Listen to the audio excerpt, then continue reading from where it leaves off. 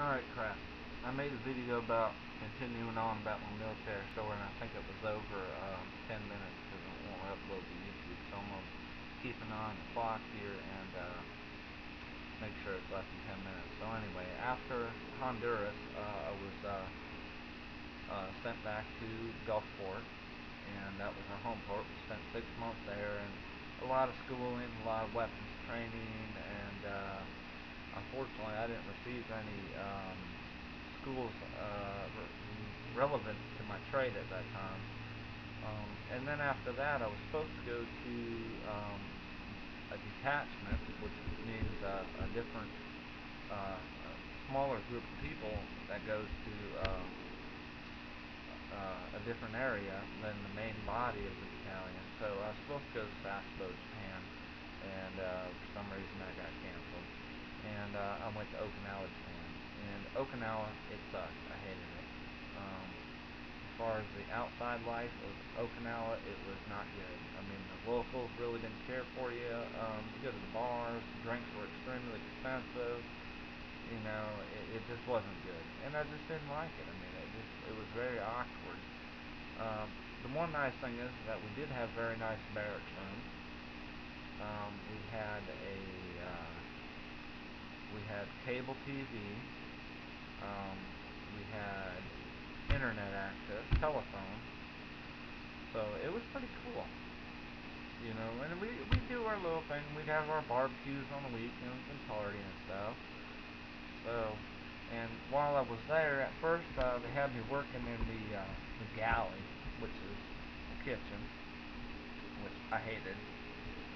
And then I was sent out to a job site, a WASI warehouse, which is a concrete warehouse, and that job sucked too because for electricians at the time, I mean, the building was so slow getting off the ground, we didn't get to do much electrical work, so us electricians were put to do steel worker work. We were tying rebar and building forms, and well, we weren't building forms, we were hand digging a 300-foot trench to feed from a pad-mounted transformer to the building, you know. And we had a backhoe there, but they just said, well, hey, we need something for you guys to do, so whatever, you know. So we did that.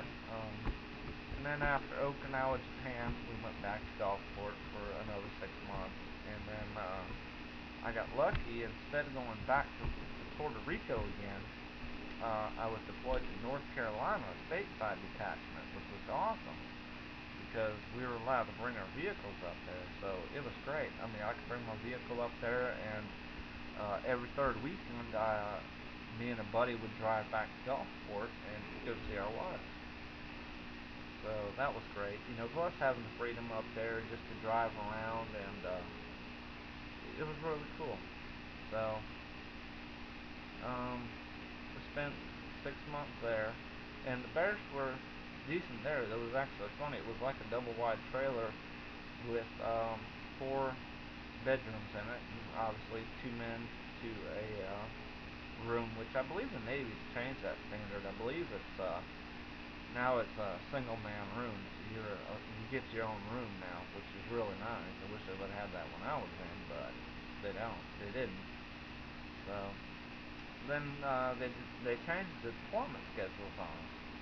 I believe it was a 10-month home port and a 5-month deployment, or maybe it might have been 7. I can't remember. Any Seabees might know about it, but I just can't remember. But while I was in home port, I was assigned to headquarters company instead of Bravo company. Bravo company contained your electricians, your builders, your steel workers, and some other trades. But anyway, it was cool there when I was in headquarters company, because the headquarters company is kind of all your personnel that does your paperwork and medical and all that stuff. And I was assigned to MLO, which is Material Liaison Office. And I mean, when we'd show up in the morning, we'd get there at 7 o'clock for morning muster, and we'd leave right after that. We didn't have nowhere to go. I didn't have no classes other than forget the name of the class, but it was basically a class to help you train to uh, get back out into the civilian population, to help find a job and whatnot. So, I didn't have but one class, and it was so easy. And then we went to Spain, which was my best deployment, and MLO was just so easy there.